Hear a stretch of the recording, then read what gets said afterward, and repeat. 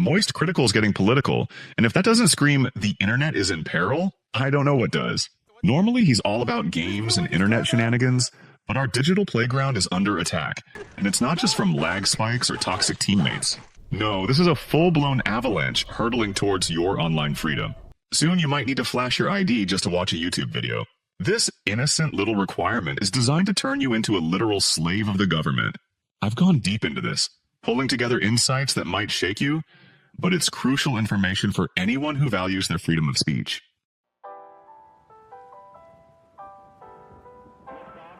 So, what happens when they ask you for your ID or a full-blown face scan online? Do you comply? If so, my friend, you're officially screwed. We were all taught not to talk to strangers or take candy from them, right?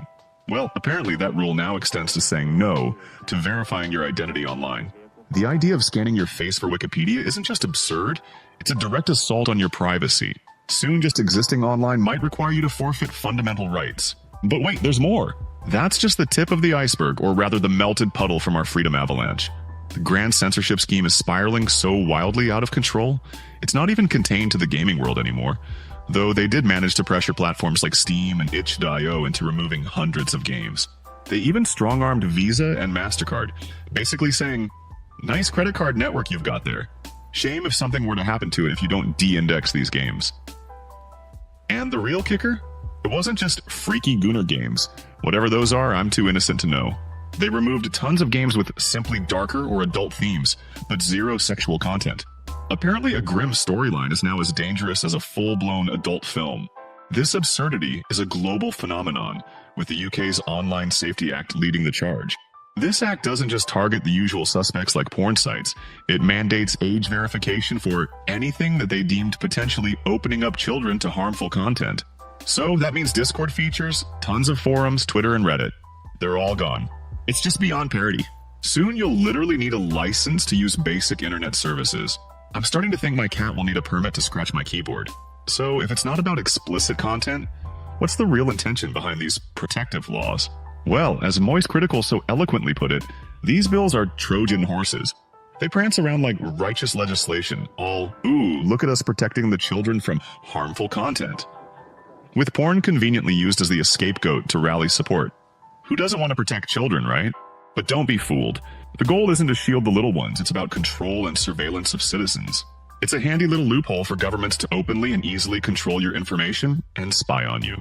It's basically a massive data grab dressed up as a heroic deed. Let's be brutally honest here.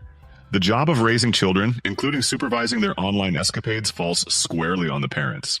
It's not the internet's responsibility to play substitute teacher and baby everything to ensure little Timmy doesn't accidentally access Wikipedia. See those big little boys over there? Yeah? Those are my boys. They're staring at your ass, just hanging out in the middle of a public place. Do you need a pair of shorts? Because I have an extra pair. This whole charade of the internet catering to completely unsupervised children is a direct consequence of parents deciding that their job description doesn't include, parenting. It's terrifying that we've reached a point where we excuse bad parenting and instead demand the internet change, allowing the government to stick its nose into everyone's business.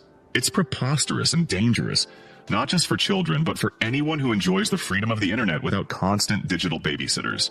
All of this leads us to one terrifying, yet comically over-the-top conclusion about the future of our online world.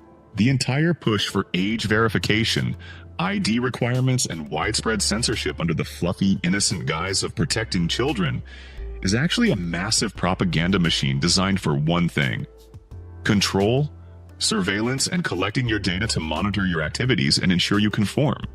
It's not about safety. End of story. This whole thing is about extinguishing the Wild West of the internet and replacing it with a highly regulated, monitored space where freedom of expression and privacy are slowly but surely eroded away.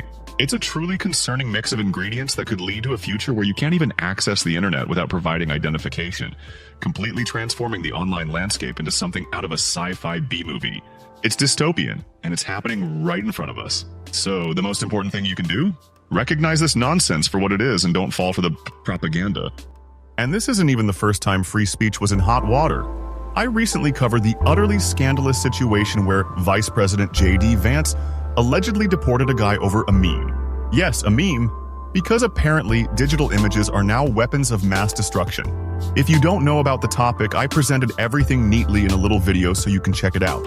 Freedom of speech is clearly in danger, and now is not the time to be oblivious.